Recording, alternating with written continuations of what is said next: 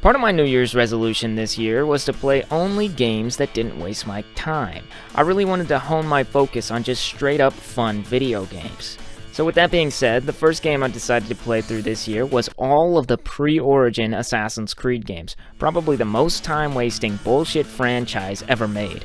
Why just the pre-Origin games? Well, it's because in the time it took me to play the first 9 Assassin's Creed games, it would probably take longer to play through the latest 4 entries. You might also be wondering how I'm going to discuss 9 games in just one short video, and that's the trick with Assassin's Creed. It's more like 2 games, Assassin's Creed 1 and Assassin's Creed 2. They never really evolved past that second game, just reiterated over and over and over and over and over. Sometimes you're climbing through trees in the 13 colonies, sometimes you're on a ship in the West Indies, but it's all basically the same thing. So, are those core mechanics that Assassin's Creed 2 is built off good? Yes, they're very good. What? I got spotted, bro? Literally how? I mean, there was a dude standing right there. What? In the first game, you're just following orders. Go to a city, get intel on your target, kill him, go talk to Master Grandpa. Do that 8 times, roll credits. You have no connection to anyone you're killing. In Assassin's Creed 2, the Templars kill half your family, and it's your mission to assassinate everyone involved. Assassin's Creed 1, you have to walk up to your targets to assassinate them. Assassin's Creed 2, you can just jump off of a rooftop. Or just fucking shoot him. Yeah. Assassin's Creed 1, 1 hidden blade. Assassin's Creed 2, 2 hidden blades. Assassin's Creed 1 shines in its open-endedness, but it lacks the structure that mixes up the gameplay. Assassin's Creed 2 strikes the perfect balance between structure and player freedom. Assassin's Creed is at its best when they put you in an area and they say, go kill this guy. Doesn't matter how you do it, just get it done. It's when you get to Brotherhood when they start taking that freedom away. Go to this specific waypoint, do this specific thing. Nothing can be left up to the player in this game. Whoa.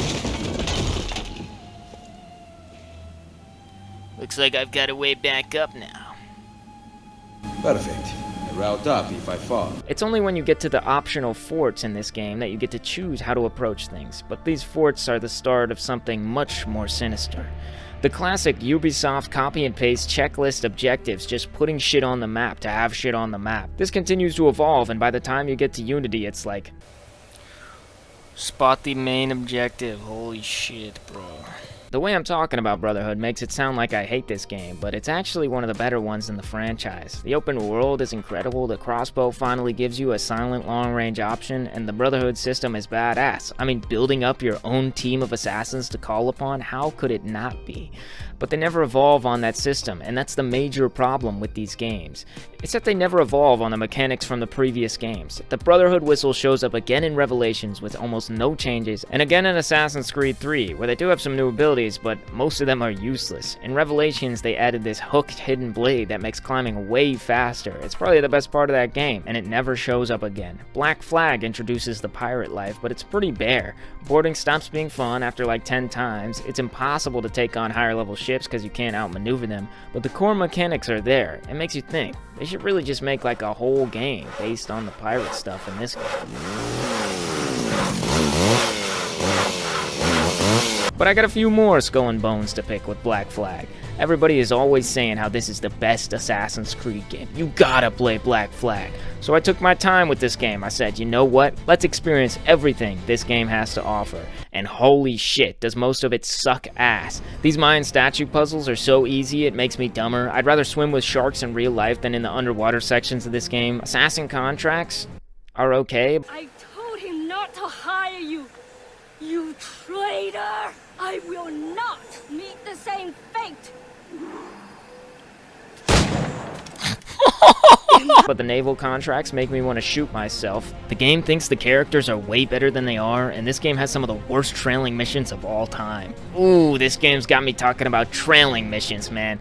Listen, I don't think trailing missions are the worst shit ever invented, but they're pretty close. If you have some dialogue you want me to hear, sure, make me follow 2 idiots around, but if not, then don't make me do it. Hey, did you ever think about that word, smuggler? Rather funny, ain't it? Whoever thinks about words. Well, not me, certainly. But say, smuggler. Smuggler. Smuggler. You're right. And what's crazy about it is how easy they are to fix. Look, here's a normal trailing mission.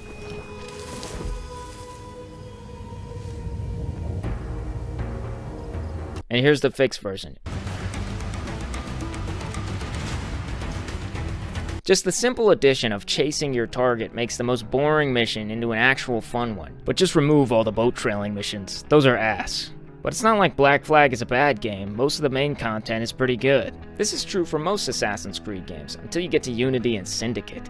I'm not going to talk about these games too much, but I just wanted to mention that the glitches are like really funny. Going forward isn't necessarily an ending.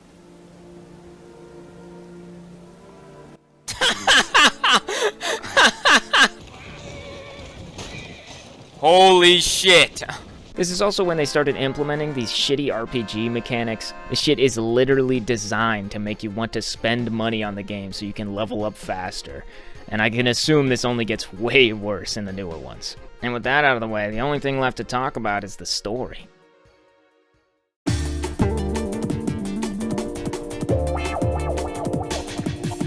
So I even watched the Assassin's Creed movie for this video, and what's crazy is that it has a better story than any of the games, and what's even crazier is that I missed half the story because I watched it with subtitles off and half the movie is in Spanish. What the fuck are they saying? What does that mean? The problem with the story of Assassin's Creed games is that one half of it is badass, and the other half is fucking stupid. The story works when you're learning about the history of the Assassins and are experiencing real-world historical events and figures. Leonardo da Vinci fixing your hidden blades, being a part of the Boston Tea Party, these are the highlights of the franchise. The story doesn't work when you're in the present day trying to stop the sun from exploding, and this worsens the story of the entire game as a whole because the past segments have to be built around the present day ones. The name of the game here is that Assassin's Creed can never have a good ending to any game. Now, listen. Holy shit.